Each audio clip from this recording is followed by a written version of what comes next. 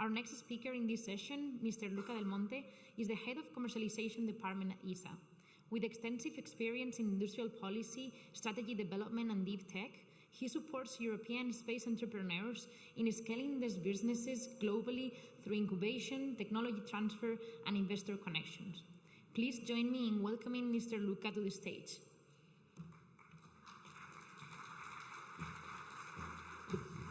So thank you again, and good afternoon.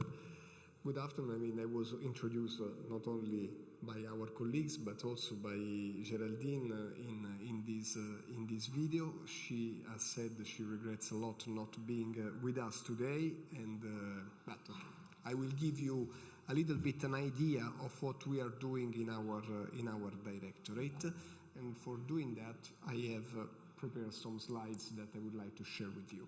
So I guess that you more or less are familiar with the European Space Agency, which is covering with these activities basically the full spectrum of space. So we are part of a big team, and in particular, my directorate is the one indicated on the lower part of the screen with CIC, and you will understand very soon what this acronym means. CIC stands for Commercialization, Industrial, and Competitiveness.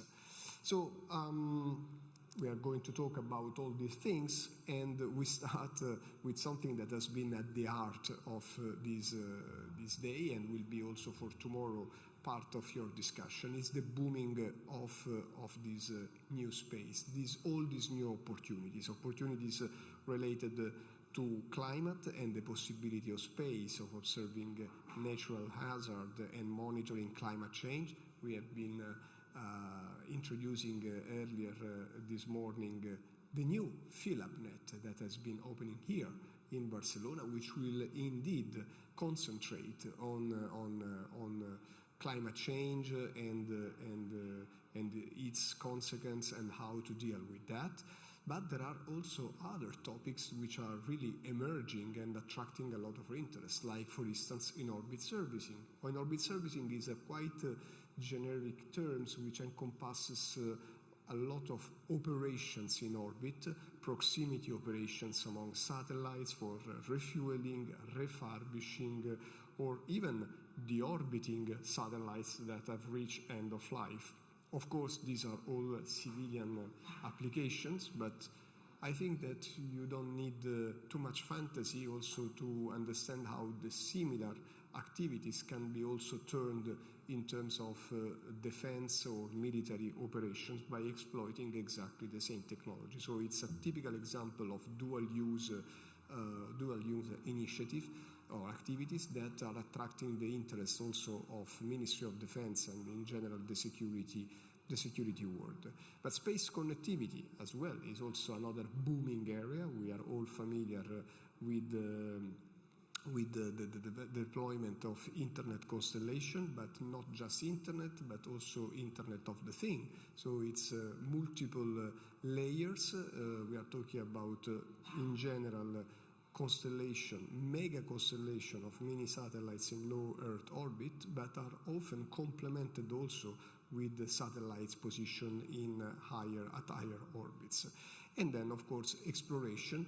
And when we say exploration, it's not just to be intended for scientific use, but also for commercial use in terms of exploitation of the natural resources that we can find on other celestial bodies, and in general terms also of the presence of human crews in orbit, can be low Earth orbit, but also moon orbit, with associated services that needs to be provided for the operations of these crews.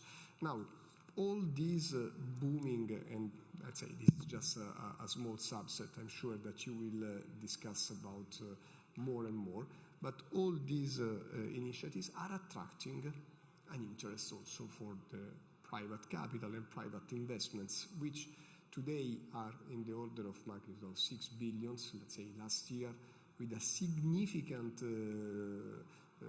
decrease since the peak that we saw around year 2020, where it was almost double. It was 12, 13 worldwide. But as you can understand, I mean, there are now a number of geopolitical tensions that are diverting the interest of investors from space on one side, and this is an objective constat. But at the same time, there are also some, let's say, less structural, more contingent issues that we are facing in discussing with investors. In particular, the lack of clear regulation in several of the sectors which I have highlighted in the previous slides. When there are no regulation, it's perceived like being a bit of a far west, and this is something that does not encourage private investment on one side. Even another point which is quite touchy is the fact that private investors are looking for success stories. Also for a lead investor, somebody who can already have performed a kind of due diligence. This is existing in other high-tech or deep-tech, if you want, sectors like biomedical, for instance, while in space is way more difficult. And so although there are investors that considers or eyes, let's say, the possibility of investing in space, they are reluctant if they don't see a lead investor taking the first initiative. On the other side, we see an increase of public spending worldwide. I think last year we are at a level of 108, 109 billion euros worldwide of governmental spending, with an increase with respect to previous year. I think it's something like 8-9%. So you see, this is witnessing also the fact that governments believe in the positive impact of investing in space. And when I say impact, I'm thinking about social, economic, environmental as well impact of this type of investment.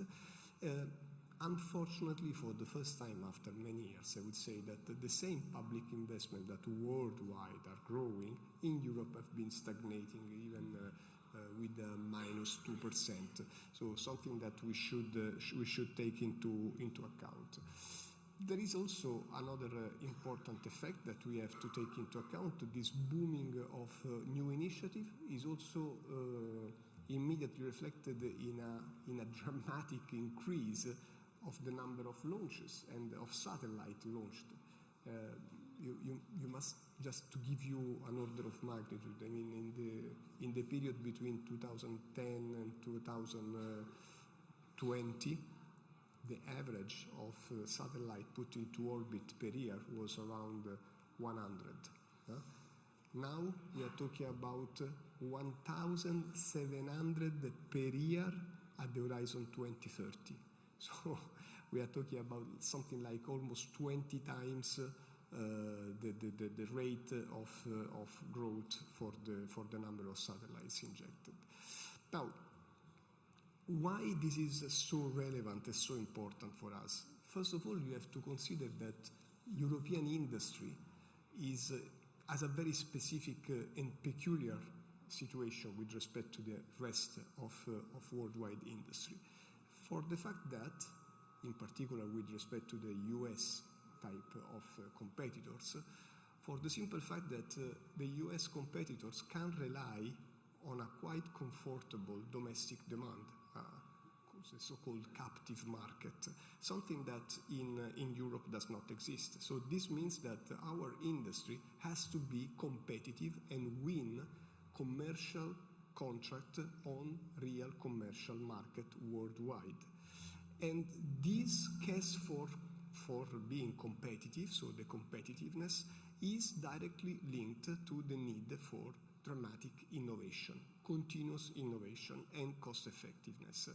Now, if you couple all these three parameters together, you reach to the consequence that if you want to be successful on the market, the corollary of all this is that you have also to be quick, because time to market is essential to beat the competitors. So all these elements are totally interconnected among them, and create a new paradigm with which, let's say, space agencies and institutions in general, more in general in Europe, now has to cope and have to adapt. Let's be clear. I mean, being a public servant, civil servant, I know what managing taxpayers' money means. It means that we are obsessed, actually, with the maximization of performance and minimization of the risk of failure. These are important criteria. This will remain like that for anybody who manages public money. However, they are totally incompatible with the laws of the market, where the rules are time to market, customer satisfaction, return on the investment, something that is totally unheard of in the context of public institutions like the one in which I work. So we have to find new ways of supporting our industry while at the same time respecting also the DNA of our institutions. And this is why, I mean, competitiveness and commercialization have a special place in the agency, and I have the honor, let's say, the honor and also the responsibility, I must say, to be at the very heart of this. And this is why we are also developing with our team a number of services that I will now present to you in a few seconds. I mean, it's clear that we are working hands in hands, not just within our directorate and department, but also with the other part of the agencies in developing new domain-specific programs which are commercially oriented.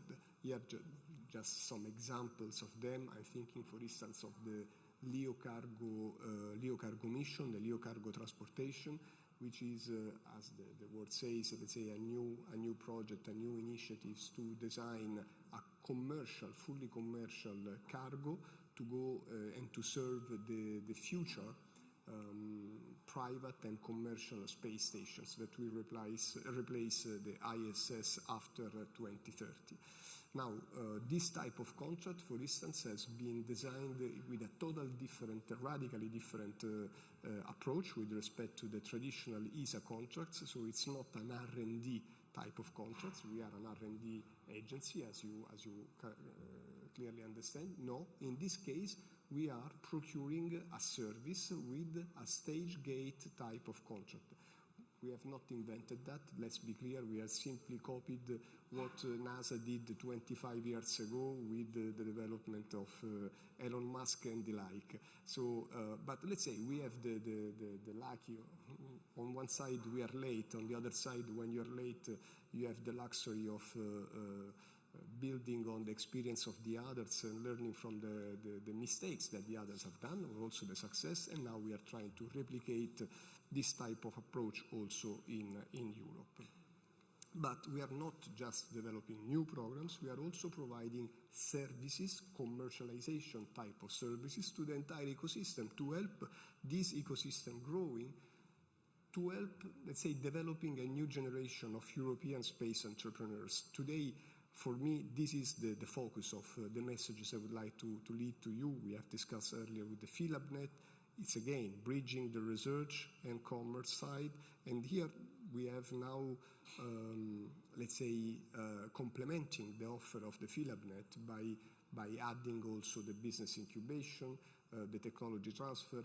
Juan Carlos earlier this morning explained to you that Spain is really at the forefront in this approach, and it's following our, let's say, our indication very closely. So you have now 5 big in Spain. We will come to this in a second. So these are the type of services that we are offering. But we have also developed something new. Let's say, for instance, the marketplace. The marketplace is a new tool which is at the disposal of industry today to support, let's say, startup and mature, let's say, more mature companies in the customer acquisition phase, which is an essential phase to attract, in turn, private investment. So these are new concepts, new instruments that we have designed and deployed already at the last ministerial. Spain has followed us, as I said before, for the FILAB, for the BIG, for the technology transfer, and is now we would like them to invite Spain also to reflect about other type of services that may also complement this offer.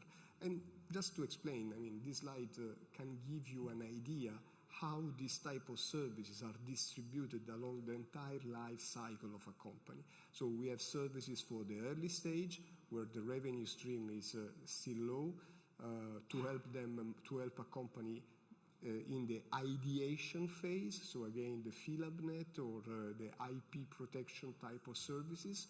Then when the company is starting to mature, we have the business incubation, the business acceleration type of service, even the technology transfer. And it arrives at a certain moment when we flag these the most promising companies to our colleagues in other programs, and let's say we invite these companies to continue the path, for instance, in the Earth observation program or in the navigation program, the telecommunication, the exploration, the launchers. And often these companies come back to us also to ask additional support in terms of connection with the investor community. Nowadays we have quite a well-developed network of investors. We have more than 60 investors, professional investors in our network that we are ready to offer these services, let's say, to all companies. And then, let's say, and then for those that are mature enough, we can even offer the customer acquisition of the marketplace. So these are, in a nutshell, our services. The BIC probably is one of the business incubation center, is one of the oldest and most successful one. Just to give you some figure in a nutshell, this year we celebrate the 20th anniversary of existence of it. Financial Times has ranked this network as the #2 worldwide for business incubation, not space, just in general, all over. We have something like 95 physical sites of incubation all over Europe, with something like 1,800 companies that are alumni, so have been incubated, and we grow these figures at a rate of more than 200 per year. So it's a huge success. Of course, I mean, we are also improving. We are trying to improve. We are trying to do even better. We have, for instance, an interesting figure. I think sometimes we don't talk too much about that. It's the survival rate after 5 years a company is out of an ISA BIC. I mean, it's really extraordinary. It's more, in average is 80%, 85%. 85% of the company are still alive. Now, it's, you can argue whether it's a good or a bad news. I'm not sure that it is so black and white reality, because it is also a testimony of the fact that we are very conservative in the way in we select companies. So maybe we don't innovate that much, we don't open too much the door to innovation. This is something that now it's in the pipeline for the evolution of this network. The FILAB we have already talked this morning, so I don't insist any longer. It's something in the make in this very moment, and Barcelona is at the forefront, so it's really protagonist of that. So I also would skip, I mean, we have a number, as said before, of commercialization programs in the different technical domain, but they are all coordinated and we all talk the same language. Technology transfer is a big success. We are funding the scouting of technologies that can be spun off in non-space sector, or even vice versa, but this is more difficult. We add with our brokers also, we are ready to invest resources to prepare demo project, and if this demo project in the end demonstrates success, then we are also ready to invest even larger sum to scale up this spin-off to an industrial scale, a larger scale. So we are active also in developing application and services downstreams, of course. And when it comes to Spain, Well, just to say that, just a focus, I mean, you are familiar with that, but nevertheless it's good to remind that we have already five ISABIC existing in Spain. You heard before that Juan Carlos mentioned the fact that we are now reflecting about a new one, a sixth one, so we will see.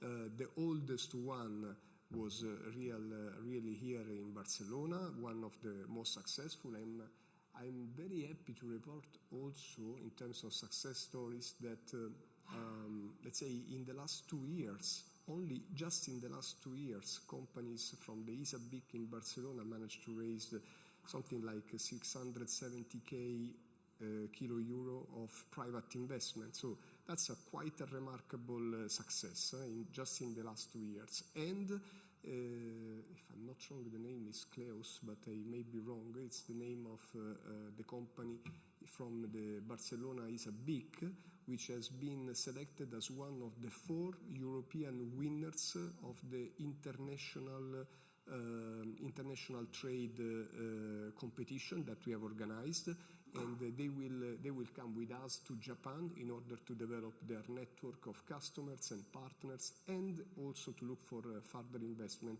in Japan in November at the Nihonbashi Expo. So this is another type of services now that we are developing to enlarge the international footprint of our company. This, I'm running a bit late, so I cannot elaborate on all these slides, but Technology Broker in Spain is very new, so it's just since few months that is in operation, so it's a bit early to present, let's say, success story, but and Philab as well is from today. So let's say, all in all, I think that we have a long story, a long tradition of success here in Spain for what commercialization of space is. Barcelona is a protagonist of that, and we are sure that with all these premises and what we have said today, this is just the beginning of another turn in this story. So thanks a lot for this.